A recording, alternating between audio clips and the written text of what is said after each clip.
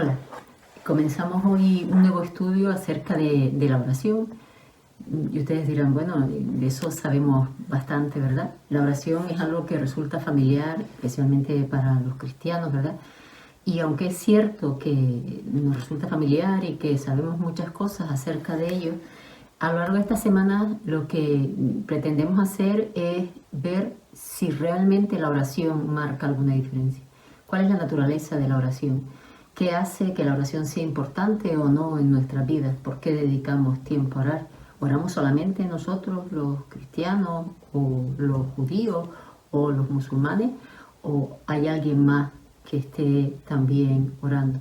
¿Qué necesitamos para acercarme a Dios? ¿Tiene reglas la oración? Y si es que la tiene, pues, ¿cuáles son esas reglas, no? ¿Qué cosas podemos pedir? ¿Está limitada nuestra oración al Señor de alguna manera? ¿Está limitada el modo de pedir que tenemos? ¿Y cuánto hay que orar? ¿Hay un número determinado de oraciones que tengamos que tener en cuenta al día o al mes, a la semana, en fin, ¿no?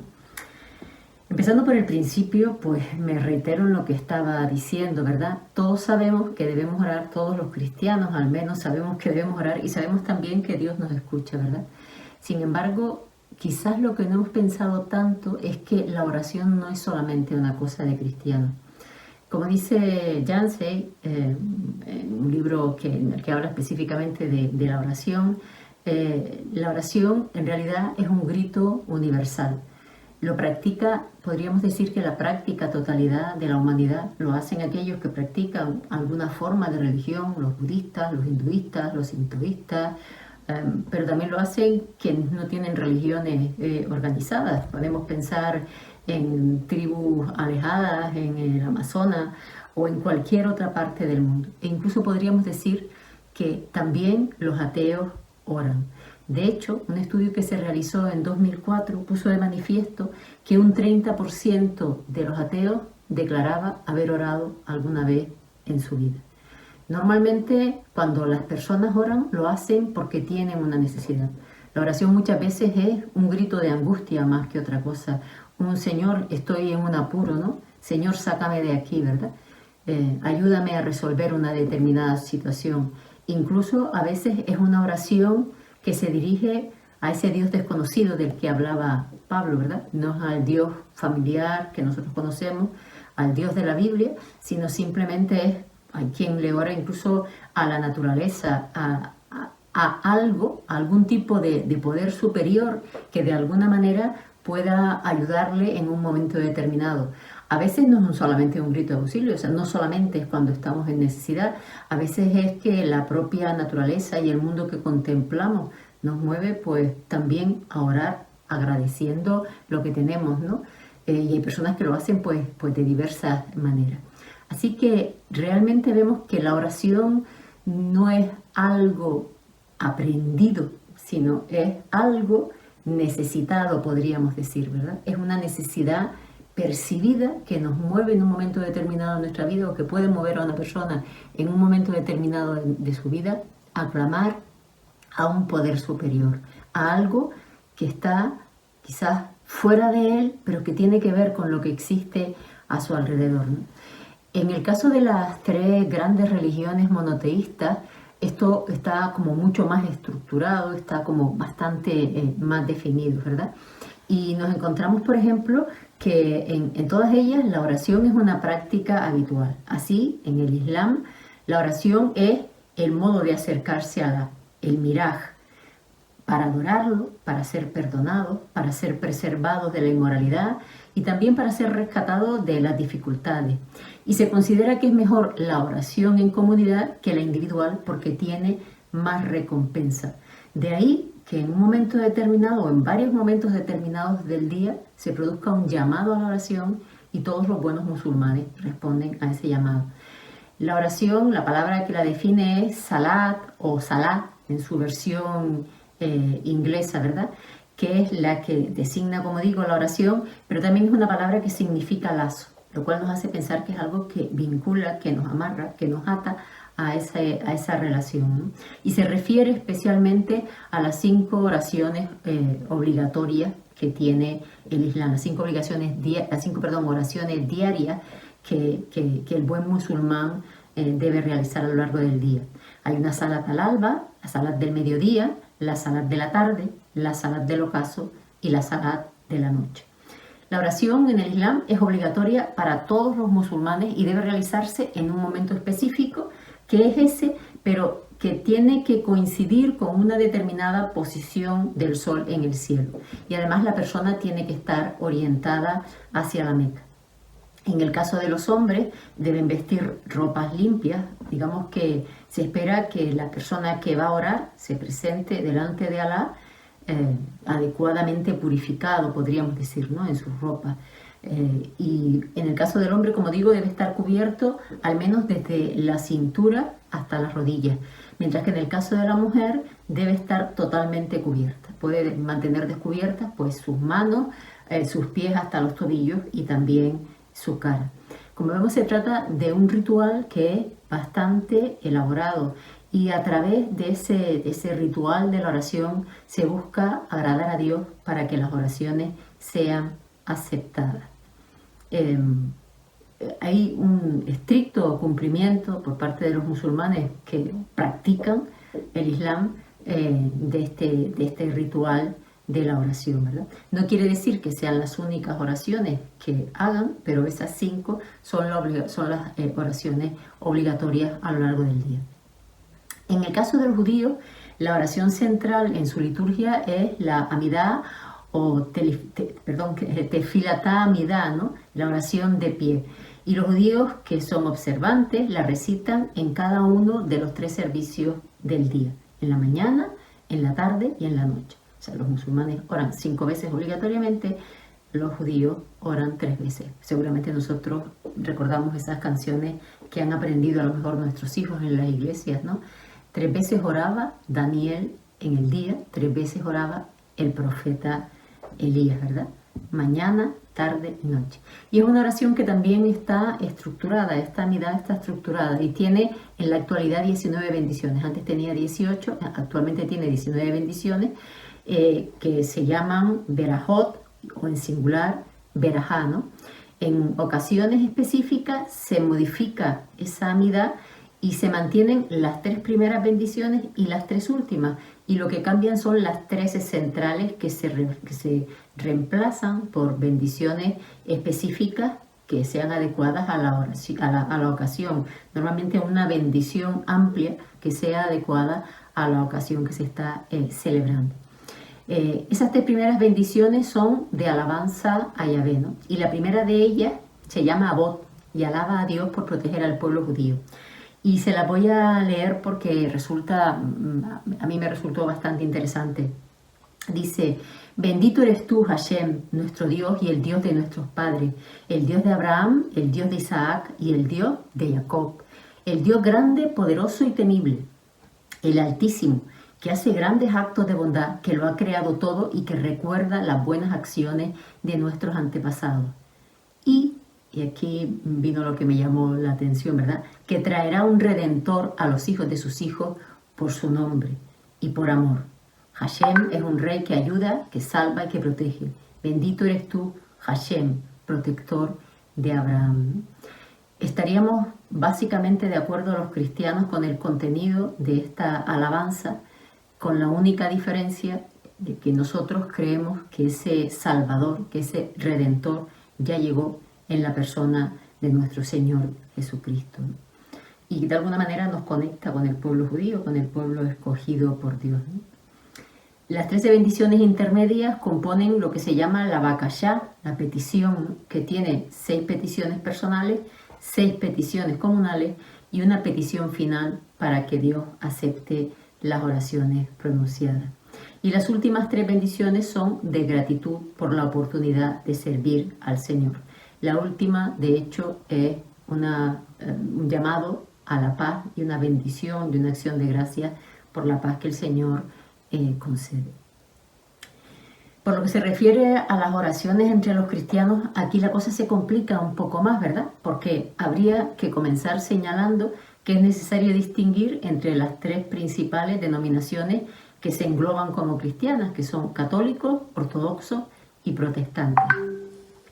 Es cierto que entre musulmanes y judíos hay también, digamos, facciones, hay denominaciones, podríamos decir, ¿verdad?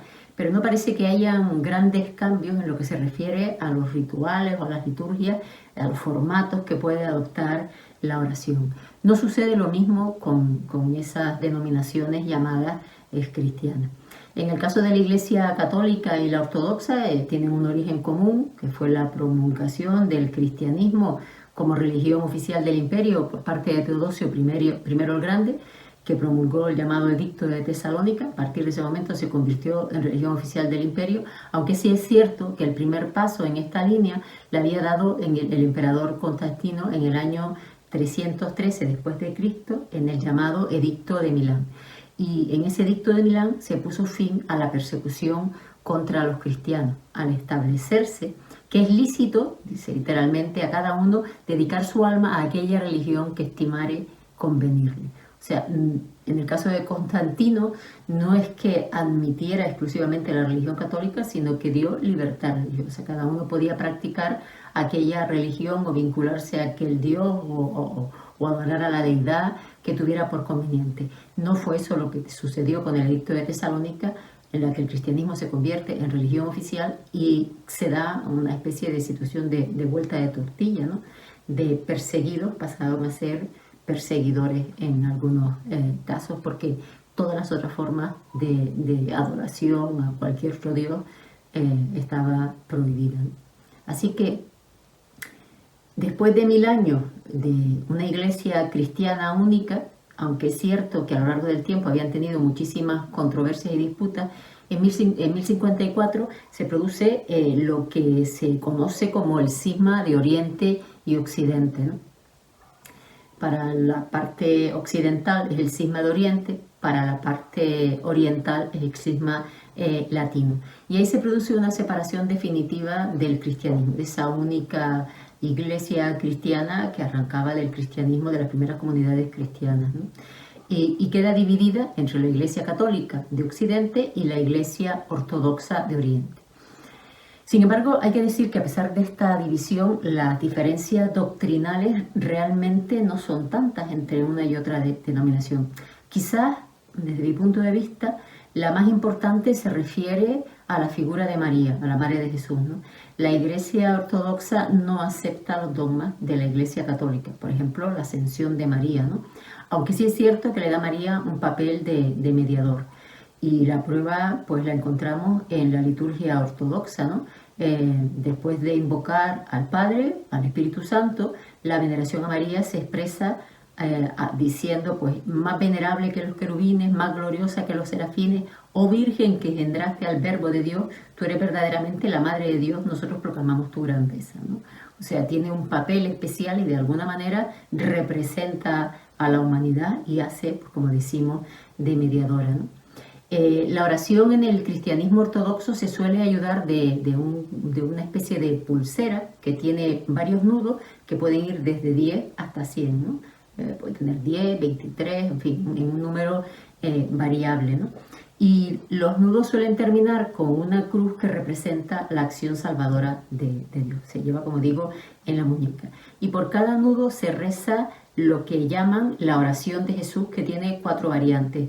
Señor Jesucristo, ten piedad de mí. Señor Jesucristo, Hijo de Dios, ten piedad de mi pecador. Por la intersección de la Theotokos, Madre de Dios, Señor Jesucristo, ten misericordia de mí.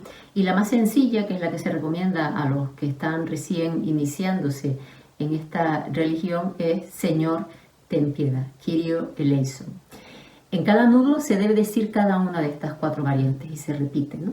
Y puede usarse tanto de modo individual como a favor de otra persona. O sea, yo puedo decir, Señor Jesucristo, ten piedad de mí, o puedo decir, Señor Jesucristo, ten piedad de José, de Manuel, de María, etc., ¿no?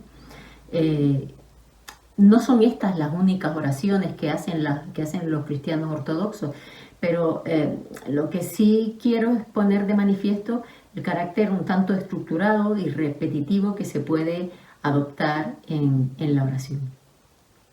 Y algo similar sucede con los cristianos católicos, ¿verdad?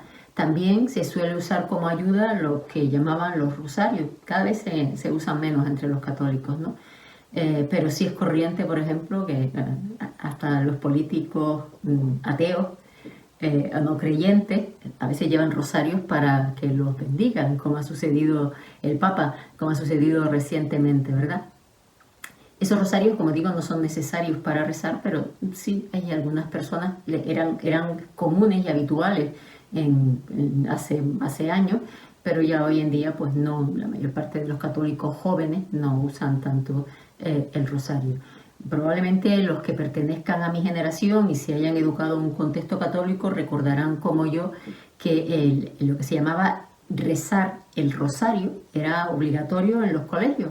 Yo recuerdo que cuando entrábamos, teníamos jornada partida, cuando entrábamos a las 3 de la tarde en el cole, la primera clase que teníamos las niñas era una clase que se llamaba clase de hogar o algo así, o de bordado. Entonces cosíamos y mientras cosíamos alguien iba rezando el rosario, iba pasando las cuentas de ese rosario y contando lo que se llamaban los misterios, ¿no? Eran 5 misterios, si la cabeza, si la memoria no me falla. Hoy en día, como digo, si bien se sigue usando esta práctica, tampoco necesariamente es la más común, ¿verdad? Como los ortodoxos y los protestantes, nosotros creemos también en un Dios trino y ellos rezan al Padre, al Hijo y al Espíritu Santo, pero también le rezan a la Virgen María. Igualmente consideran que es mediadora. De hecho, normalmente se acude más a María como mediadora que al propio Jesucristo, ¿no? Es cierto que en la actualidad se anima a la oración libre. Si uno consulta páginas católicas, ve cómo se anima a las personas que están leyendo, a los que están iniciándose en el catolicismo, a hacer oraciones que no necesariamente tienen que responder a estas que están estructuradas de esta forma. Pero también es verdad que en el culto católico son estas las oraciones que se dan. Habitualmente el Padre Nuestro, o invocaciones al Espíritu Santo, o el Credo, o el Ave María, o el Dios te salve María, ¿no? Son oraciones pues, que tienen una determinada forma y que se repiten. Y es frecuente también determinadas formas de oración en las que el sacerdote da un enunciado y la gente repite, ¿no? Ten piedad de nosotros, o cualquier otra, y lo repite, ¿no? O sea, hay una frase y la repetición de una determinada petición a Dios, ¿no? Así que lo que vemos es que quizás la forma del desarrollo que tiene el catolicismo, el cristianismo católico y el cristianismo ortodoxo, pues tienen bastantes elementos comunes en ese sentido, ¿no? O sea que son religiones, están muy estructuradas, son sistemas de normas que habitualmente pues se tratan de seguir de la manera más rigurosa posible, ¿no? Y claro, pues eso también resta quizás la posibilidad de tener una relación más próxima, ¿no? Con Dios. Aunque insisto que en el caso del cristianismo católico es cierto que lo que leemos, el catecismo del Vaticano, anima de hecho a que la gente pues, pueda orar de una manera también más libre, ¿no? Pero ¿qué pasa con nosotros los protestantes, ¿no? Así como gran grupo, aunque sabemos que hay muchas diferencias también entre nosotros, ¿no? Los que somos hijos de la Reforma, podríamos decir, ¿verdad? ¿Qué pasa con nosotros? Nosotros creo que un versículo que tenemos siempre presente es el que encontramos en 1 de Tesalonicenses, por ejemplo, 5:17, ¿verdad? Orad sin cesar. Orad sin cesar, ¿no? Yo creo que es algo que forma parte de nuestro ADN protestante, podríamos decir, ¿no? Y de hecho hay una cosa que mientras preparaba esto, pues vino a mi mente, ¿no? Yo creo que lo primero que hace la persona que conoce a Cristo es orar. O sea, digamos, el primer paso en su relación con Dios es escuchar. O sea, Dios lleva mucho tiempo hablando, pero de repente lo escucho y le respondo, ¿no? Y eso es la oración, responder a la llamada que Dios nos hace, ¿no? Y quizás esa primera conversación es una conversación en la que yo reconozco la condición en la que vivo. Soy un ser caído, me arrepiento de mis pecados porque soy un ser pecador y le rindo mi vida a Cristo. le rindo mi vida al Señor y le digo, aquí estoy, Señor, necesito que me perdones porque tú eres el único que puede salvarnos. Así que fíjense ustedes la importancia que puede tener la oración para nosotros, ¿verdad? La oración es el inicio de una conversación con Dios. Empezamos a hablar con Dios, empezamos a caminar con Dios y al mismo tiempo que vamos caminando, vamos hablando. Nuestra vida es un camino, es un recorrido que hacemos, ¿no? Y es un camino que tiene mucho sentido cuando lo hacemos no con Dios hablando solo, ¿no? Sino con nosotros en un diálogo constante con Dios, oyendo su voz y también hablando con Él, respondiendo a lo que Dios nos dice. Así que cuando la oración aparece por fin en la vida cristiana, lo que estamos haciendo es responder a su llamada, abriéndole nuestro corazón al Señor. Y esa oración no tiene una forma determinada, no hace falta que repitamos alguna palabra mágica que nos convierta repentinamente en hijos de Dios, que nos salve o que perdone nuestros pecados. Lo único que Dios quiere es que reconozcamos quién es Él y quiénes somos nosotros. Nosotros somos seres caídos, somos seres pecadores, imperfectos, vulnerables, llenos de maldad, porque tenemos la tendencia a pensar que el hombre es bueno por naturaleza y podríamos decir lo contrario. Yo una vez escuché algo de Dennis Murphy, conocido por algunos de ustedes, ¿verdad? Y me llamó la atención y de hecho muchas veces lo aplico incluso en mis clases. Lo que le escuché decir fue decir, no conozco a ningún niño al que se le enseñe a desobedecer. Y es así, la tendencia humana es esa, desde que somos pequeños tratamos de, digamos, probar a quien tiene autoridad, ¿verdad? A nuestros padres que nos dicen, no toques el enchufe, y vamos mirándolo mientras vamos caminando hacia el enchufe tratando de meter nuestros deditos ahí. O no subas las escaleras y desafiamos a nuestros padres, o no corras y justamente salimos corriendo hacia el lado contrario, como Jonás, ¿verdad? Así que realmente eso es quienes somos nosotros, seres caídos. Y Dios es santo y perfecto y nos ama. Y por ese amor nos ha dado a su Hijo Jesucristo, ¿no? Ha hecho que su Hijo Jesucristo muriera para pagar por aquello que nosotros teníamos que haber pagado. Así que la respuesta a eso es orar, hablar con Dios.